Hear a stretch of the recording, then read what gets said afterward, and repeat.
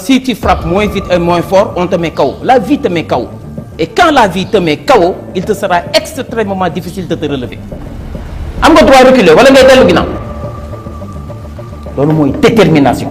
Qu'il pleuve, qu'il neige, qu'il fasse beau ou non, que le soleil soit là, que tu aies des problèmes ou pas, tu ne renonces pas à ton objectif. Jël sa décision volontaire. Wow. Parce que dans l'engagement, il y a le défi. Un défi, on ne l'impose pas à quelqu'un, c'est la personne qui se l'impose.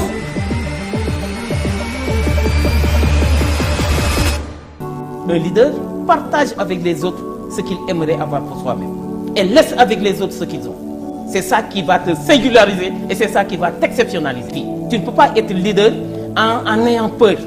La peur, elle déstabilise. Le stress, il paralyse.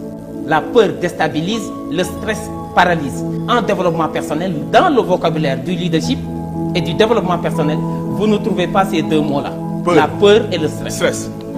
C'est-à-dire quand tu es comme tout le monde, tu ne peux pas guider les gens. Boo melee ni ñëpp mënoo leen a yóbbu fenn wolof léegi ko sañ Pape lu mu wax ku la sutul du la mën a may kenn. ku def li ñëpp di def yam fi ñëpp yam. Est-ce que xam nga ni bu ñëpp sonnee.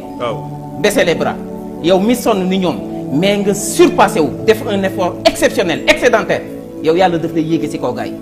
foofu la àddina toll. boo koy leader bi. Est-ce que xam nga ni le plus grand chantier actuellement dans le monde c'est soi-même. Maanaam investir sur soi-même. Investir sur soi-même. Être vigilant par rapport à soi-même. Avoir une culture du leadership et de l'entrepreneuriat. Ceux qui gagnent, les vainqueurs, doivent avoir deux choses fondamentales.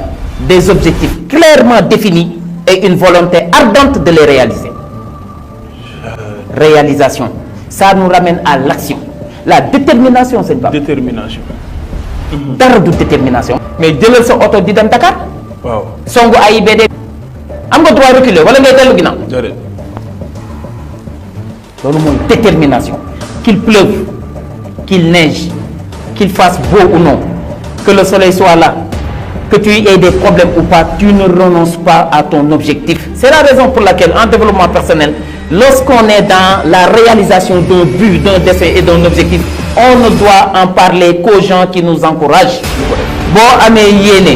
wala nësër wala mbëbët bu baax bu kawe bu si waxtaanal ak kudul koo xamante si daf lay yokk jom daf lay yokk yitte daf lay yokk passif daf lay encourager ba boole la sax ak ay nit ñoo xam ni dinañ la jàppale pour mbir mi taxaw. jël sa décision volontaire. Parce que dans l'engagement il y a le défi. Un défi on ne l'impose pas à quelqu'un, c'est la personne qui se l'impose. Xam nga Pape exigence mooy la. ay Pape du ma wéy. Pape du ma Orange Money relation yu bëri jeex nañu takk nañu ndax diw am na xaalis du ma dimbali diw du ma jox dara mais loolu ngay exiger nit ki exiger ko sa bopp. J'ai l'habitude de dire dans la vie que dans la vie vivre c'est lutter c'est faux. Moi je n'ai jamais été d'accord. C'est faux parce que une lutte peut être simple. Une lutte peut être simple alors que la vie est loin d'être simple. Pape, vivre c'est combattre. Dans un combat tu donnes des coups. On te donne des coups. Si tu frappes moins vite et moins fort, on te met KO. La vie te met KO. Et quand la vie te met KO, il te sera extrêmement difficile de te relever. waaye su boobaa xoolal ñi nga sopp yaakaar la nga bañ a tas seen yaakaar xool say noonu yi socc ba seen bëñ weex ñu fas yéene nga torox loolu moo lay may courage.